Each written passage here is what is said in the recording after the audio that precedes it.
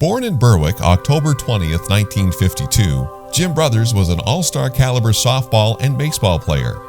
More impressive and worthy of recognition was his 30-plus years as a baseball coach, which saw him coach and mentor hundreds of Nova Scotia youth, including many of the best athletes in the province. We go back a long ways. I was 10 and he was 2 years older than me, so he was 12. We used to have ball games. Wayne Johnston and I organized a team here in Waterville, no coaches. It's kind of like Charlie Brown's team. And Cambridge, Derek Foster, and I think Jim was the other one that organized their team. And we'd call each other once a week and organize a game. And back in those days, we'd get in the back of somebody's half-ton truck and drive to Cambridge and get off, and they'd arrange to have an umpire. He was very competitive. He, as we all were. In those days, that was towards the end of the golden age of fastball around here, when like we had a 10-team league from St. Croix to Cornwallis, and every little town had a team as well. I had a small 4 or 6-team league as well, and so we made with his coaching. He was able to take us to provincials all 4 years. We won our region. We didn't win the provincial championship. That was one thing that we didn't quite accomplish, but oftentimes the teams that we beat on paper, we shouldn't have been on the same field with them, but we had more heart than any team I've ever been on before, especially the Waterville years here, and Jim made us believe that we could win, and by golly, we did. In his younger years, Jim played fastball for the Waterville Mohawks, the Berwick Alpines, and the Berwick Easons. He always had one of the highest batting averages in the province. Later, he made the transition to baseball in fine style and went on to play for the Kentville Wildcats. Jim showed no fear when fielding balls at the hot corner. He had an excellent eye at the plate and a good sense for anywhere in the field.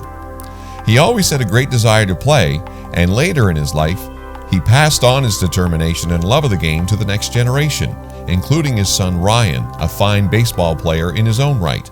So from early on, I have vague memories of going to these kind of ballparks and sitting in the stands with my mother and my sister and watching the games. But really, the more detailed memories are when he coached me growing up. It seemed like he always coached me. It was from the early days in Mosquito all the way through high school into junior. Once his playing career ended, Jim once again transitioned, this time into a successful, dedicated, and well-loved and respected coach. He coached at all levels from Mosquito through to junior, and also served as head coach of the Nova Scotia Youth Selects, the under-17 boys provincial team. In that latter role, he coached Team Nova Scotia at the under-17 national championships in Saskatchewan. Jim would have been my baseball coach from 1995 up until about 2003. Outside of that, though, I was also really close to the family. I grew up with Ryan, so I spent probably most of my summers and winters at their house. So, as far as highlights, I mean, they're endless. I mean, he had a big career in baseball long before he coached us. But outside of that, I think the biggest one probably would have been when we qualified for nationals in our junior year, beating out a team that we were definitely not expected to beat whatsoever. I don't think we were expected to even compete in that tournament. We ended up winning, and yeah, to see the smile on his face was a big thing. Jim held numerous coaching certifications. He was first certified provincially in 1979, and for the next 15 years accumulated provincial and national certifications in the areas of theory, technical, and practical.